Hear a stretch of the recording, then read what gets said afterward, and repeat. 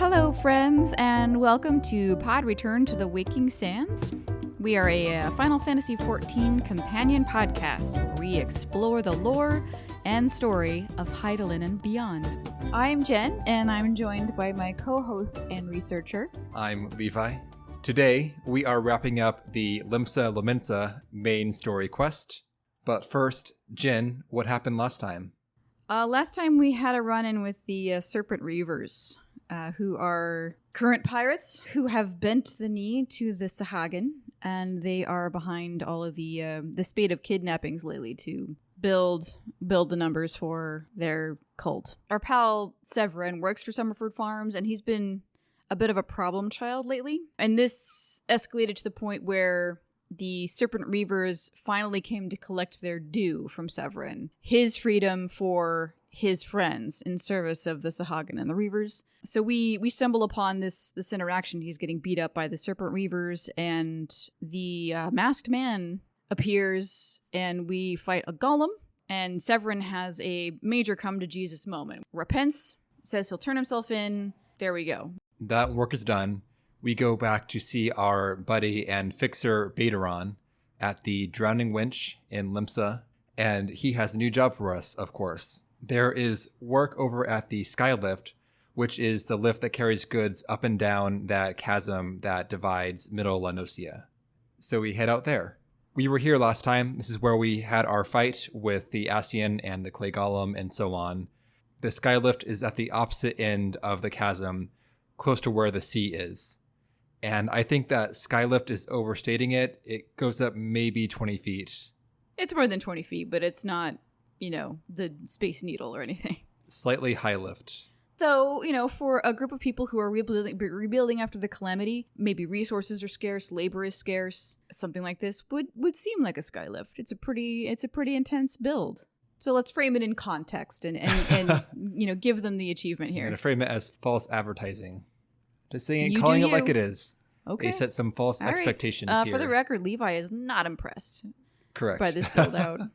We meet Virkit over here, and our first and only job for him is to recover a corn seedling from a wagon that was attacked by its own cargo, or something amongst its cargo.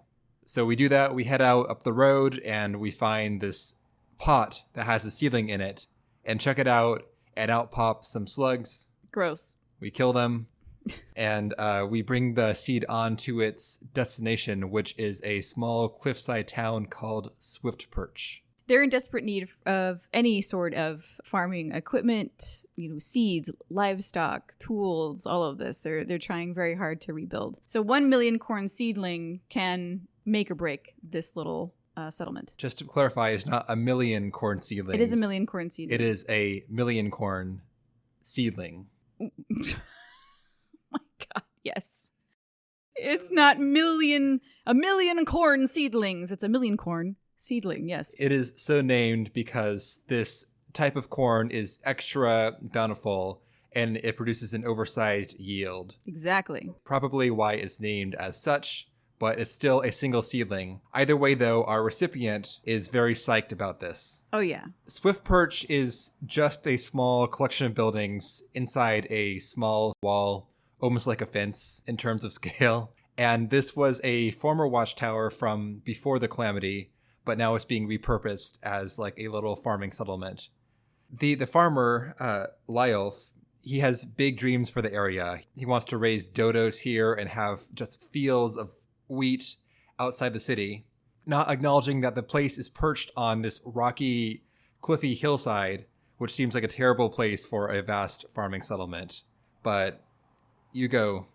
Yeah, you gotta work with what you got, man. He's gonna make the best of his situation. So he is. Rock and roll. There is a lighthouse down the way, which we get roped into fixing. It's about equidistant from Aleport, so it's not like this place is like the lighthouse keeper settlement. There's a much bigger, busier place just down the way that would probably be better to... Whatever. I don't know. Aleport's got its own shit going on. Also, Swift's Perch is so small.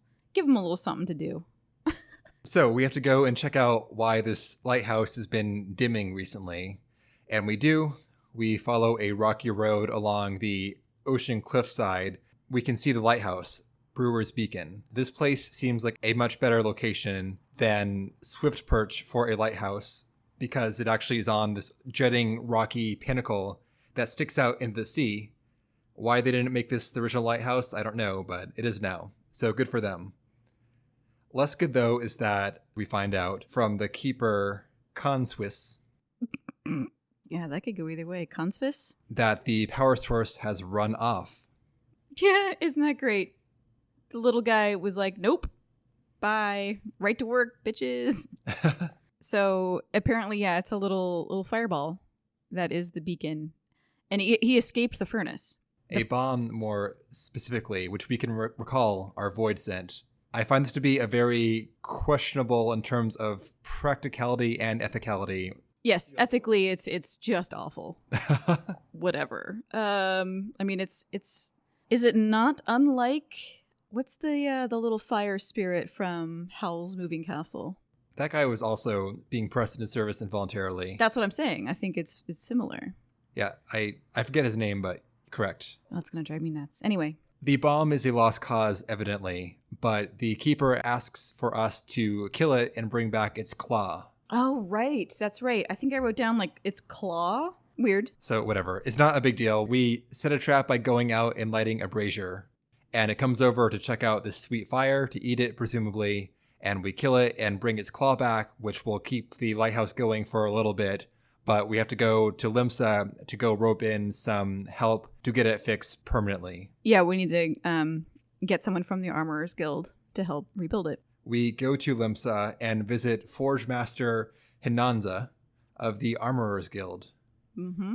This is a goggle-wearing Mikote, and she sends someone out to go work on the furnace and gets us roped into more work as well. Big surprise. Story of our life. We're going to be working now for Naldik and Vimelis, which is a major shipyard and metal worker in the region. Yeah, very fancy. The Forge Master makes a weird note about the furnace. She says that she just sent someone there last week to check it and it was fine, which this is never mentioned again, but to me, this fits into the whole sabotage meta plot going on here, even though the game never makes the connection. It's not explicitly explained, but it's just a little piece of flavor. If you're paying attention. We head to the dry docks. They are down in Lower Lanosia. This is the same place where the Red Rooster Stead is, but in the lower half of the region. Yeah, the Moraby Dry Dock. And the dry docks are a huge settlement, bigger than most towns, actually, by scale, as shown by the game.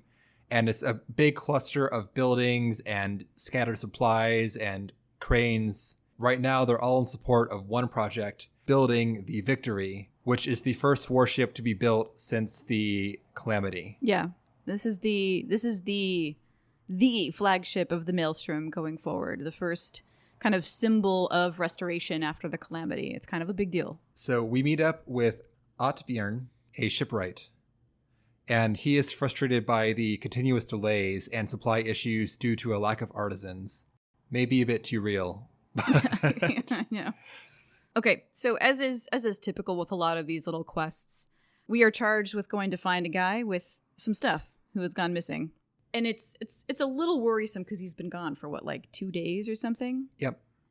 So we head to Salt Strand to go find him. And it's clear that he's kind of ashamed to go back without his goods.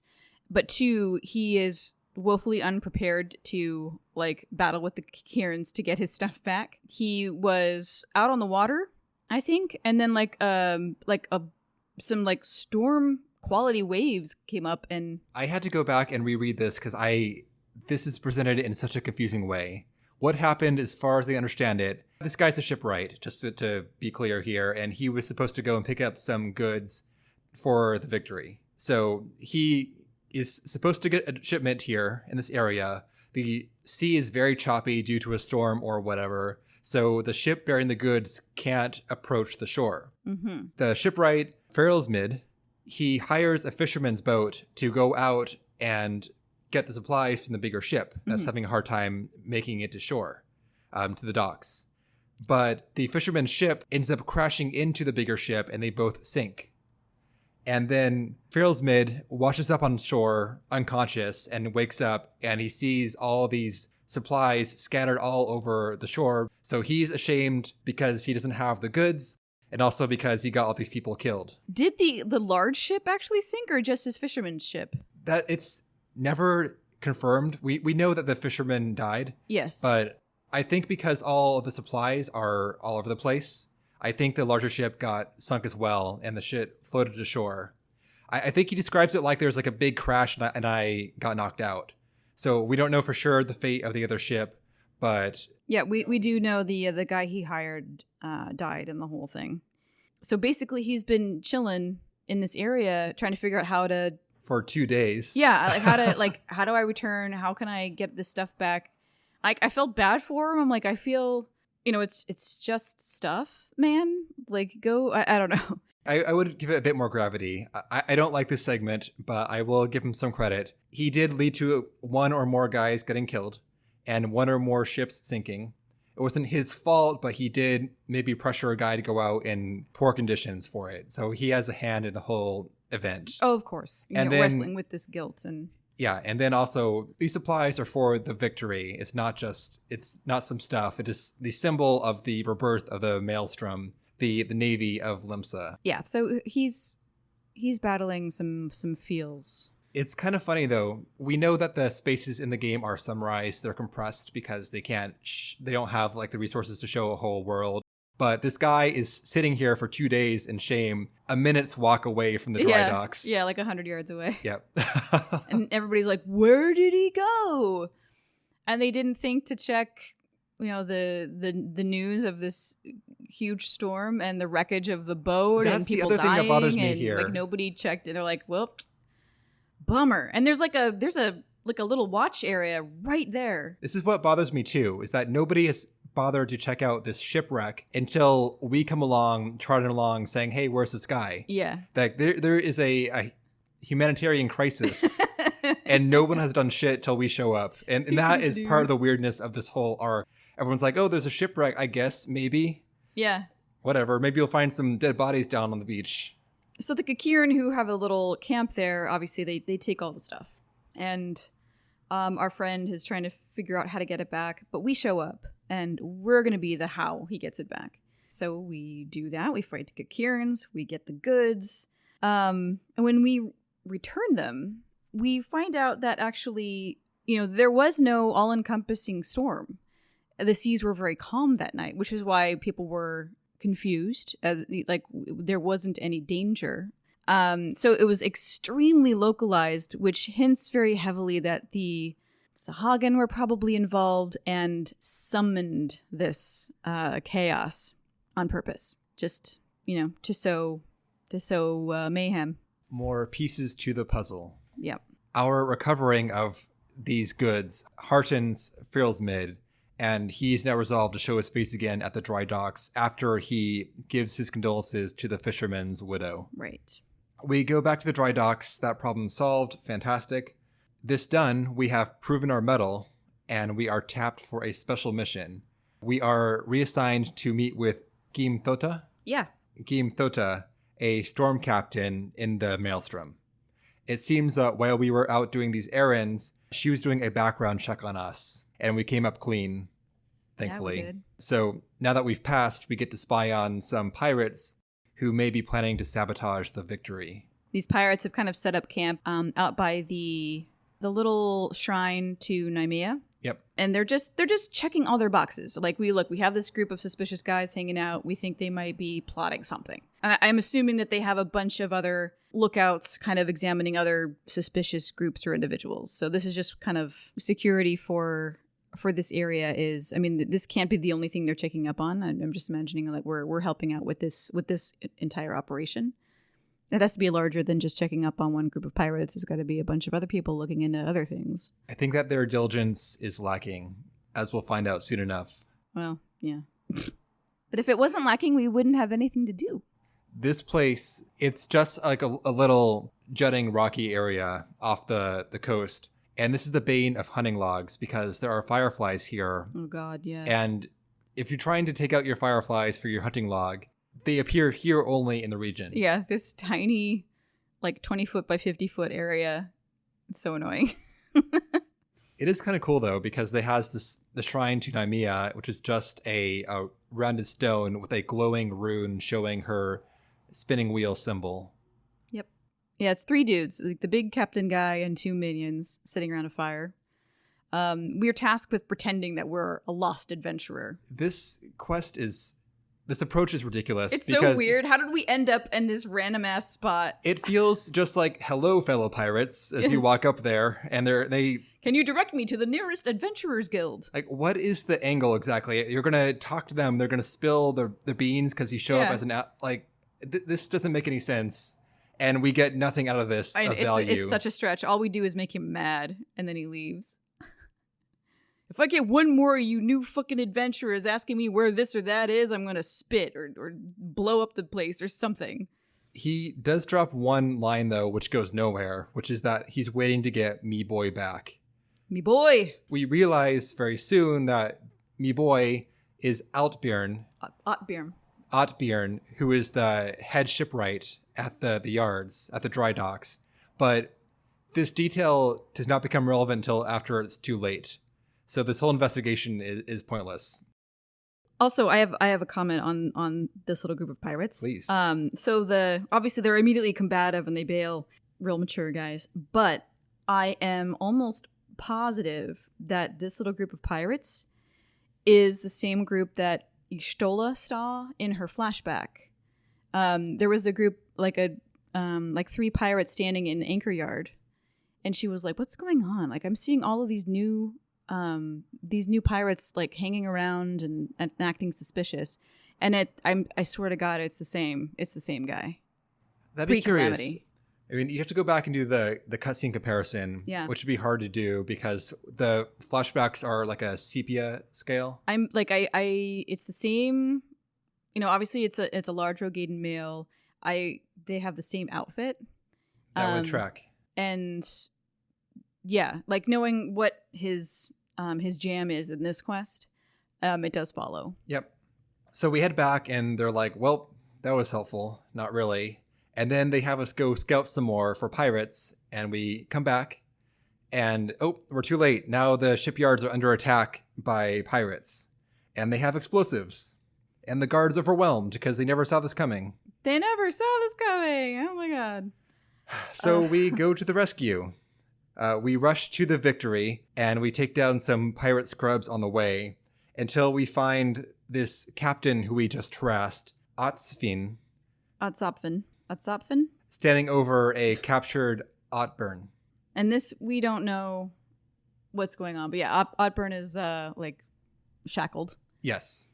We learn in a second what's going on because the captain calls him son. And then we're like, oh, he's the boy that's being talked about. Yeah. God damn it. The pirate captain, Otzapfen. Let's just call him Otzi. Please. Okay. Otzi.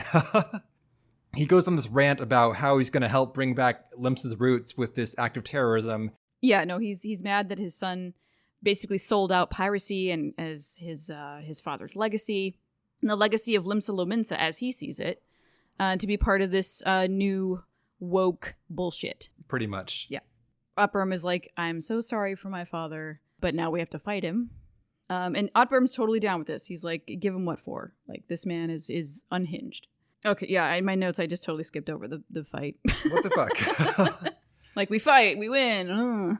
We and the Maelstrom captain, Igim Tota, we team up on Otzi.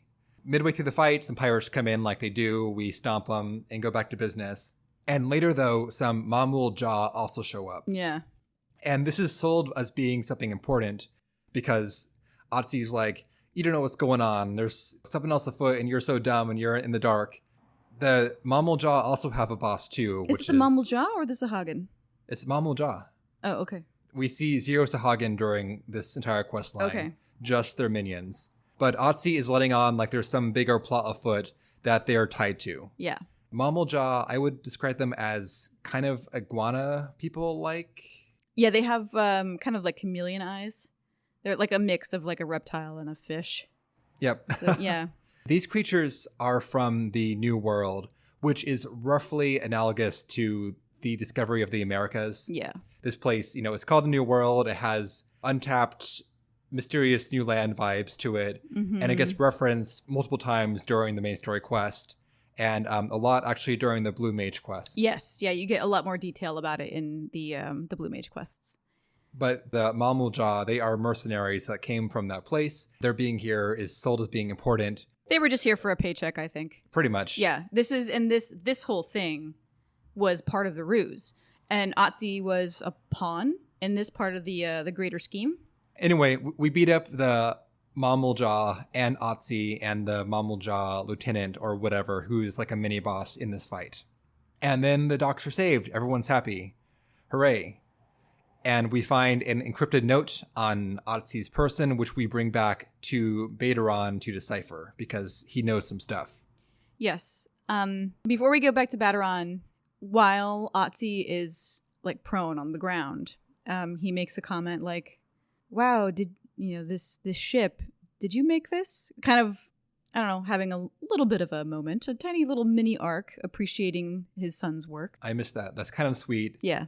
He's obviously getting up there in years and having to battle with this enormous change in his life, in his land, and his people, his son among them. So this is not an easy transition. This is not a transition he is going to engage in easily. So I think the beatdown really enlightens him a little bit and maybe shifts his priorities a touch. But we don't really know. We just get a little glimpse of maybe just the slightest little arc in his personality. And then, yes, we find the thing and we're off to Baderon. I hate this dry docks subplot. I think it's very poorly done. Really? Yes. The narrative is very messy and does not hold up to any degree of scrutiny whatsoever. The Maelstrom are acting like idiots. They keep talking about pirates like creeping all over the place here, but they have done shit all to actually prevent it, even though this is the pride of the Maelstrom that's being literally constructed. It's just Otberm kind of standing there. He's not like guarded or, they literally just let anybody walk in to the dry dock area. There are guarded gates everywhere. But if we put most of these situations under a microscope, they're going to fall apart. I think this one is especially bad because the Maelstrom act like idiots. Their thing is being spied on and they keep talking about how they're being spied on, but nobody does anything actually useful to prevent this. And then they're like, oh, we're overwhelmed and we have not enough people, despite this literal indication of something going on to threaten their baby. Mm-hmm. The entirety of the plot that leads up to this event is us going to talk the pirates and being like, sup, oh, you don't want to talk to us later. And that's the entirety of the lead-in. So it goes from this preamble to climax with nothing in the middle. Right. That this could have been a very fun plot if you had scrapped the BS pit stop in Swift Perch and the corn shit and actually just gone to Morby directly. That would give you the room in the quest levels to spend down here, instead of wasting our time elsewhere. We could actually have a plot where there's this danger, we do some spying, and we have to rush back now that we found evidence of this like sabotage, and then we run back and maybe like disarm bombs on the ship or something, and then Otzi hops in to stop us from foiling his plan, and we have this climatic fight. But instead, it's like, hey guy, all right, later, oh, we're being attacked. If we thought that this little group of pirates was so all up in our business, we could have taken a little group of Yellow Jackets or Maelstrom soldiers to surround them and, maybe take them into custody for questioning instead of literally just letting them camp and do whatever. Well, I'm not here to bypass due process. Anyway, that's all. I found the whole thing to be pretty dumb, and it was a bit of a bummer because I think that this could have had more teeth to it and actually been an arc that's coherent with a bit more work and less time doing fetchy BS to fill in levels. Totally fair. I like the Summerford bit much more than this. Anyway, this message, we bring it back to Baderon, and it turns out this is in Sahagan's script, which he has read during his days as a sellsword. So he deciphers it, and it turns out that this plot here that was being enacted by Otzi was part of the broader plot to sabotage Limsa in general and just cause chaos in La Nocia.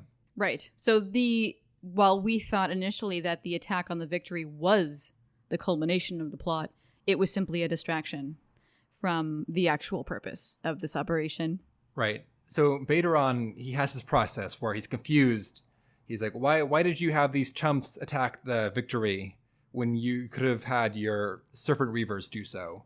And then he goes, aha, that's it. The whole thing was a diversion. They're going to Swift Perch for some fucking reason. It's going to be at Swift Perch. Like this. The huge crux of the Limsa Lominsa economy. No, man. There's like 3 rows of corn and an ether right there. And some dodos hanging out outside. This shit drives me so weird. Insane. Why? Ailport would make sense. Why Swift Perch? Why Swift Perch? One, it's a podunk town. Also, why do you have to have this 3-part diversionary scheme to attack it? It's a shithole. There's with literally like 3 guards, 3 yellow jackets there, and a couple of farmers. You would do better if you were quieter and didn't call attention to your shit. shit. Now, like the Maelstrom and the yellow jackets are all like up in arms and running around, and now, yeah, it's just idiots. This whole fucking plot is dumb, and it falls apart right here. And I don't understand why both Baderon and in a minute Raynor go, obviously Swift Perch is the crux of this. Yeah, they both go directly to Swift Perch, and I'm like, really? Okay. That doesn't make any sense. But they would know, I suppose. I mean, so I feel bad for Otzi. He was just like this pawn, and they capitalized on his emotional turmoil to do this whole Victory sabotage thing, and poor guy. Okay, so yeah, Baderon, he translates the Sahagin note, and we give it to Raynor, and he's like, my god! Raynor, this is the captain of the Yellow Jackets, and he's quartered up in the combination Marauders Guild / Yellow Jacket HQ. I'm in the combination Marauders Guild and Yellow Jackets headquarters. Nice. Raynor is a former Knight of the Barracuda, Commodore rank, but was nominated to this post by Merlwyb herself.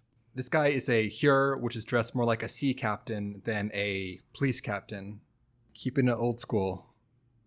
Yeah, we deliver it to him. He's like, oh no, I guess I'm not going to have a nice night in. Now we got to go to Swift Perch and deal with some baddies. He goes through the same process as Baderon, where he's like, oh, a diversion. Could it be Swift Perch? No, it couldn't be Swift Perch. And then right that second, a guard rolls up saying that the South... Sahagin have launched an attack on South Tidegate. And again, the people they're losing in this attack on Limsa itself are probably more than they'll gain from abducting Swift Perch. For some reason, Raynor's like, of course, they're distracting us with this attack on the city to go and... kidnap 4 dudes. From Swift Perch. Yep. So again, this is dumb as shit. Nothing makes any sense with this fucking plot. Well, you know, it's Serpent Reavers and Sahagin, and when cult members plan shit, they sometimes aren't doing it with the clearest of minds. There we go. Mystery solved. It all makes sense now. Yeah, cultists. There were diversions here, both in Limsa and also at the Victory, to all distract the Yellow Jackets away from the hub of activity, which is Swift Perch. Amazing. They're strapped too thin to handle it themselves, so Raynor sends us to reinforce the 3 guards at Swift Perch. Yep. One of which is Wristflow, who is the same Yellow Jacket that quote-unquote accosted us when we first landed in Limsa. Remember, he was like, oh, I'm guessing you're fresh off the boat. Remember, and you had a huge problem with him being uppity? And I was like, no, fresh he off the like boat nice. now, asshole. Oh my god. The bitterness lingers. But it was nice that we saw him again. I don't know. I like that. I like that connection a lot. I like it whenever they reuse characters, which they do a lot more later on. Yeah. Hey, it's my pal who welcomed me to the city. How nice. Right, Levi? It's so nice. It seems, though, that they do send us some reinforcements because the guard number doubles in Swift Perch when we arrive. So, 4. Exactly.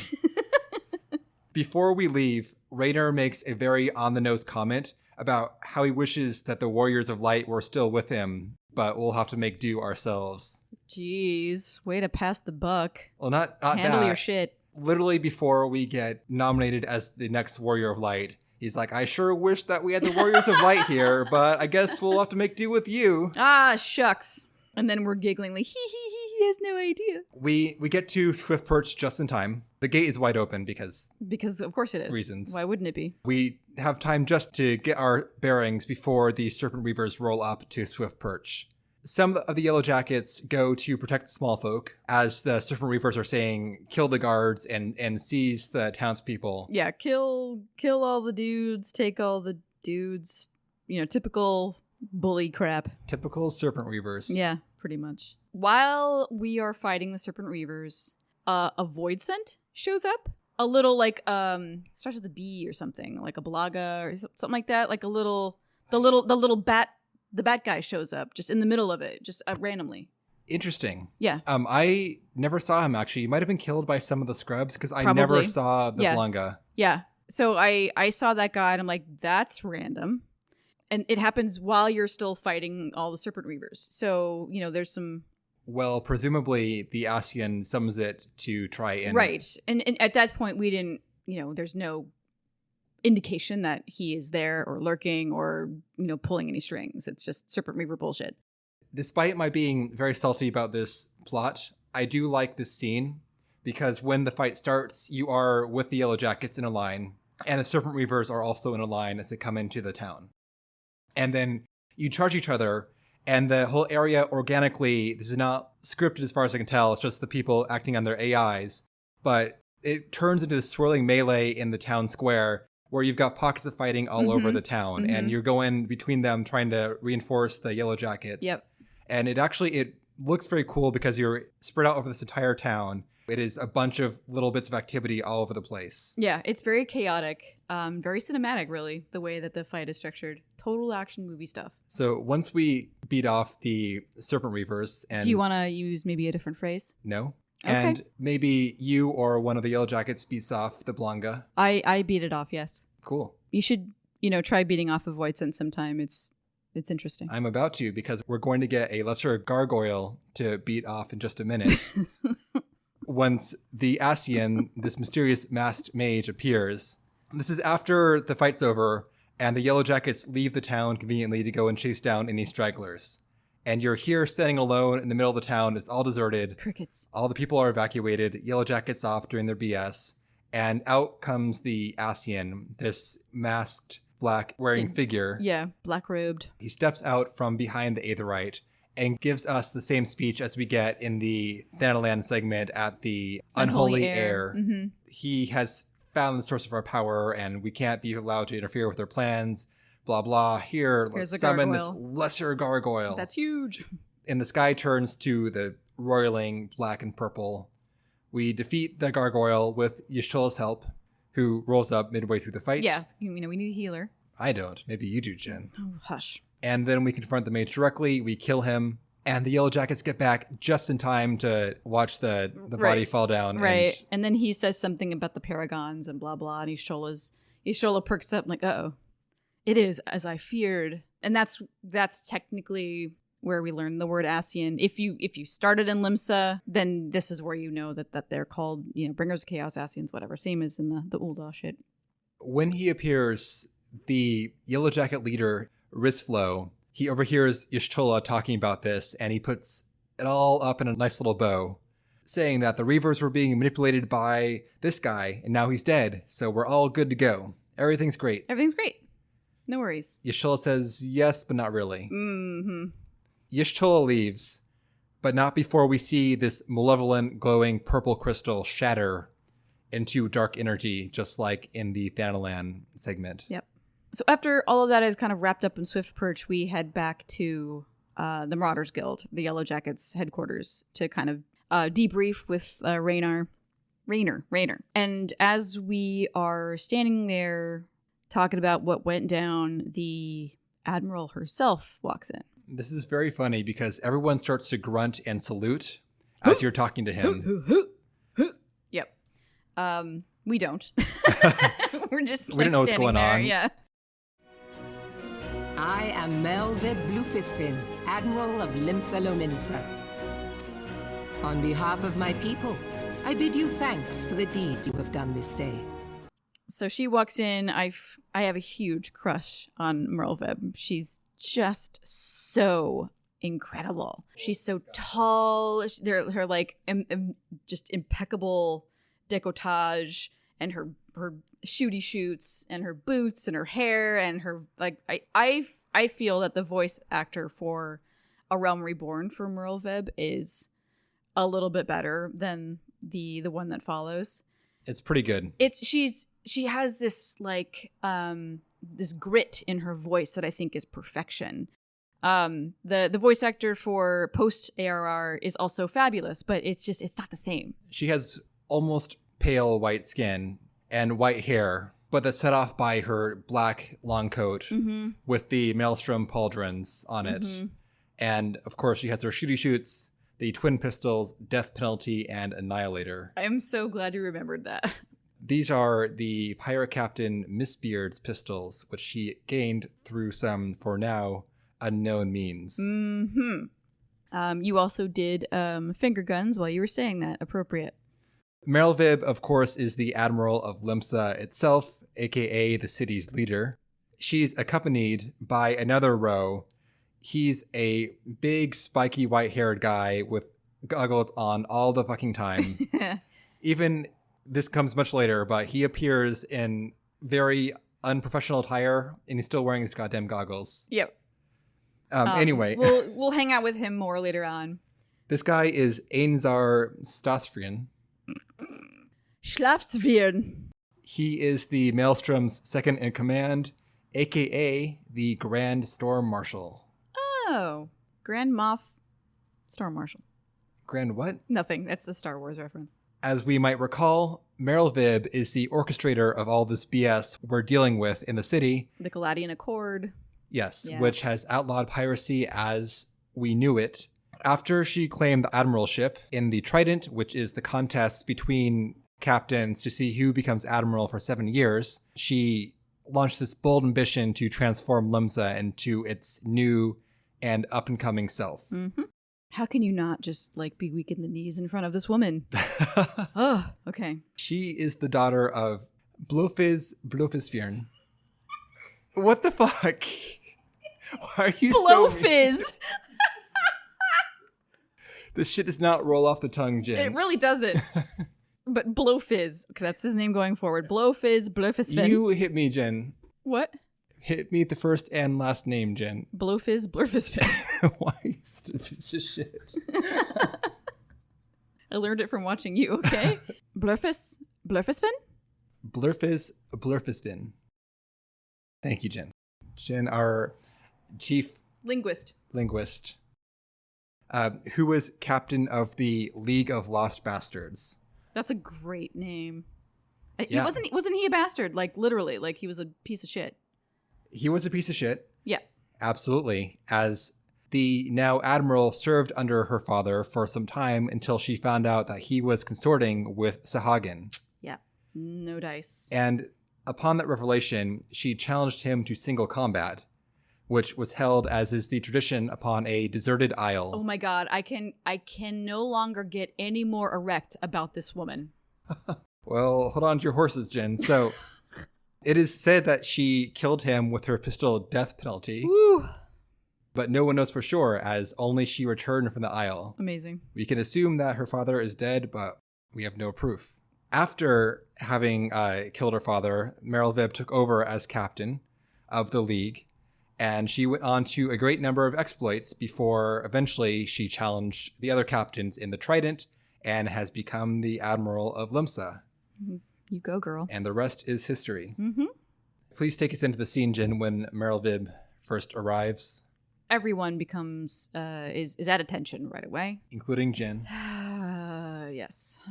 And this is the part where she is like, so you're the hero of Limsa.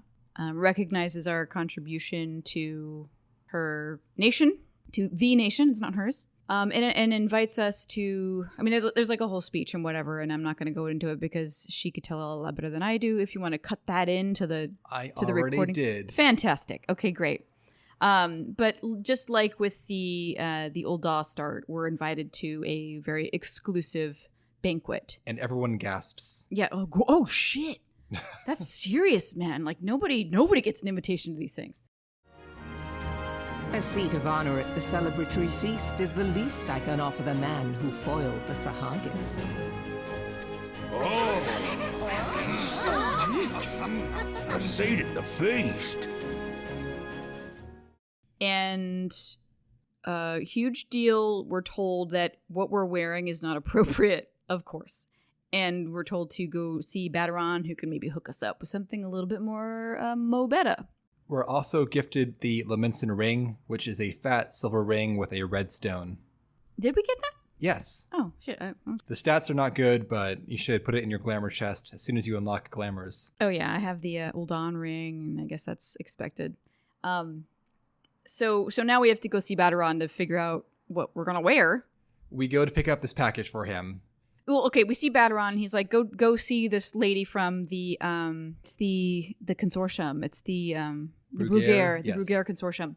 And she gives us a little locked box, and we take it back to Baderon, and he's like, "Oh, look at this! Wow, these are really nice. You got some shoes. Just shoes, leather harness, and these, the big leather like armor, and now these very dainty little gentleman's shoes. Well, the shoes make the woman, Jen. Yeah, so apparently you're good to go. I guess it's a better thing to show up in than like a pair of earrings, I guess. I think honestly the footwear clashing with your outfit is worse. I was so annoyed. Like I couldn't. There was nothing else that I had in my glamour or my inventory that I could equip to make it look any sort of suitable. Just give us some damn clothes. They exist. Every city has their own formal wear. I know, just like a nice little the bliode or some chausses and then the fancy shoes. Can you not spare the expense? I think you can. And now we're showing up looking like an absolute idiot. My character, I skipped ahead to do the Hall of the Novice because I wanted the armor from it. So I have this huge chest plate and pauldrons, gauntlets, and dainty little shoes underneath. Little shoes and your little white socks, the little buckle. Yes. I feel ridiculous. So my confidence having been shattered by donning these little shoes, we head up to the banquet to be applauded and flattered, etc., etc. Just like in the Ulda situation. And as with the Ulda banquet, there is a little Lalafell doing a jaunty little jig throughout the entire ordeal. I guess this guy gets invited to all the banquets because he's a good dancer. Yeah. Yeah. And Merlwyb again launches into a, we are here to honor what's-her-face for their services, etc., etc. Same deal as Ulda. After... Oh, fuck. Ishtola's there, right? Yes. Yes, Ishtola's there. She notices a little glimmer. Just Raban notices the same thing. The shine of the crystal that the mother crystal gave to us. Yes. So we whip it out, and there's there isn't like an literal gasp, but it's a sign to everybody in the room that we have been chosen, and our fate, our destiny is so much bigger than they had initially thought. I like this bit more than the Ulda because they spell out more for you what's going on. Y'shtola actually talks about what this thing is, and Merlwyb is much more clued into this thing, or at least more talkative about it than Raoban was. So they both tell you that this is a sign that you have been marked by the Mother Crystal, and you are like the Warriors of Light of old. Mm-hmm. And I do like the extra information they give you in this little scene here. It's very helpful versus like Raoban, who is very vague and likens you to Warriors of old, but doesn't really talk about or make the connection for you if you're brand new and are being overwhelmed by information being shoved at you left and right. Yeah, Merlwyb is very much explicit about the significance of this and what it means to you and to Eorzea in general. You definitely feel the weight of it better in the way that this is delivered than from the Uldan banquet. And then she goes on to reminisce about the Battle of Carchano. We have a flashback, and whoops, we passed out just like before and awaken in the Drowning Wench. Yep. So the flashback is the exact same flashback we get about the Battle of Carchano and the two Ascians there with their plotting. And Baderon says that we've been summoned again by the Admiral. And, please don't pass out this time. It's super rude. I immediately take off my fucking shoes and put my real shoes on. I'm like, I'm not going up to her office looking like a dumb. So we go up and she's she gives us the I'm glad you're okay, blah, blah. And what we are doing is setting up a memorial in all of the 3 major city-states for to recognize to memorialize the calamity on its 5th anniversary. And I've drafted up basically an outline for the ceremony, and I would like you to be my personal envoy and deliver it to the leaders of the other 2 city-states for me. And that's that. That is it for the Limsa Lominsa main story quest. Look at us. We are about to merge MSQs. Whew. We made it. Yeah. Only have Gridania left to go. So, Jen, what did you think? Well, aside from the issues we had earlier with some of these little plots, yeah, like some of them did fall flat for me. As soon as Merlwyb got involved, then suddenly there was the gravitas was at was the apparent. literal last minute. Right. Then suddenly everything had so much more significance to me as a player. I was expecting her to make a cameo earlier, like we do with the Sultana, but no. So I was surprised that you don't get that little hint, and you don't see her until the end. Yeah. Though, I mean, when she shows up, it's kind of a big moment. It's they do frame it really well. This is obviously an extremely important and well-respected person. Yes. And so I liked that I was able to feel that. So yeah, the last tiny little bit of the MSQ in Limsa Lominsa, and maybe like the first little bit where you are doing little farm stuff, and you're very much in the thick of the transition from pirating to farming to more pastoral economic endeavors. And then the middle part is a little squiffy, but overall not unpleasant. Good. Yeah. I had fun for sure. There is a lot more of a flow of story to this one than there is to Ul'dah, right. I think. There is no side questy non-plot BS 4 or 5 levels. Even though the climax, I think, had a very shaky story, I still appreciate at least that it was set up for the entire 15 levels and was not just, level 12, here we go, story time. Right. But that said, it was a bit spoiled for me by just how eyebrow-raising the whole last events were from my perspective. All right. Well, can't win them all. And if I had to pick an Ascian fight, I like the Unholy Air much more than the deserted town of Swift Perch. No, it's a deserted town. But still, it's good stuff. It sets up a lot for the future. I think that meeting Y'shtola was a lot of fun here. Yeah. It does a good job of setting up Y'shtola's character when you meet her here, and it does help to frame her for future interactions. It's clear that she has a deep history and a scholarly attachment to the goings-on and the strife, this thread that has run through pre-Calamity to now. So she's kind of on her own separate mission, but all of it ties together. I like that she accompanied us to the banquet. I don't think Thancred was with us in Ul'dah, was he? I don't think so. No, I think our only interaction really was with Roban. We didn't talk to him for sure. I'm trying to think if he appeared in the background in the banquet and Ul'dah. It just feels wrong that he wouldn't, is Kinda? why I don't want to commit to that statement. Yeah, I don't know. He didn't have a role in it, though. That's for sure. Rude. Typical Thancred. Probably off, him Bowen. Mm-hmm. Doing what he does best. I don't know, being a handsome stranger. Any other comments, Jen? No, that about wraps her all up. All right. Well, next time we are talking about the Rogue class. That's a fun one. I think it's a lot of fun. The story is good for Rogue, I think. And also it's appropriate to do after doing all the Limsa quests. Yes. For spoilers, but I think that it really helps to put helps to close out our Limsa segments. Yeah, it wraps up the kind of the weirdness that's between like the Yellow Jackets and the pirates. I mean, the pirates that are somewhat sanctioned, pirates that aren't sanctioned, and how all of these different parties kind of work together to maintain law and order in Limsa Lominsa. Yep. Well, look forward to that next time. All right.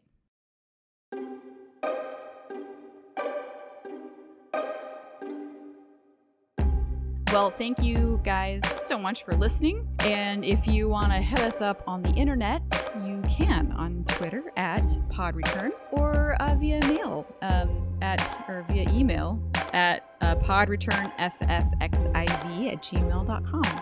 Hope you enjoyed, and we will see you next time.